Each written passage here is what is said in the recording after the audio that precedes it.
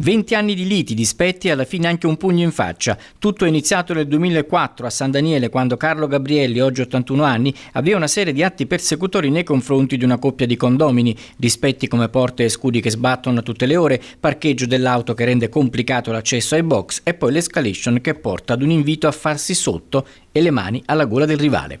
Per queste ragioni l'uomo originario di Visignano d'Istria era finito nei guai. Il giudice Mauro Qualizza del Tribunale di Udine nel 2022 lo aveva condannato ad 1 anno e 8 mesi per il reato di stalking, pena successivamente ridotta ad 1 anno dalla Corte d'Appello in secondo grado. Motivo del contendere un ascensore da installare nell'edificio con costi parzialmente coperti da un contributo regionale, che Gabrielli riteneva essere irregolare e per questo motivo contestava l'operazione.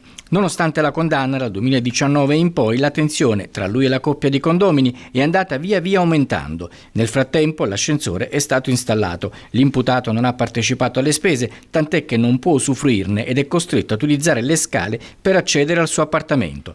Denunciato nuovamente, Gabrielli, difeso dall'avvocato Consuelo Zanini, è tornato in tribunale. Questa volta però, oltre al reato di atti persecutori, era accusato anche di lesioni aggravate. Secondo quanto riferito dalle parti offese, tra il 2019 e il 2023 l'uomo aveva continuato a offenderli ripetutamente, accusandoli durante le assemblee di condominio di aver rubato energia elettrica. Più volte faceva scattare l'allarme della loro abitazione, mostrava il pugno e minacciava che gliel'avrebbe fatta vedere lui, arrivando infine a colpire la donna al volto, causandone lesioni guaribili in 15 giorni.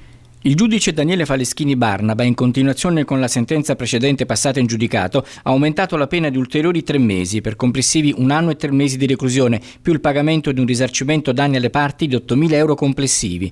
Il giudice ha concesso la sospensione della pena condizionata al pagamento dei danni entro 6 mesi. Le parti offese erano rappresentate dall'avvocato Patrizio Paolo Palermo.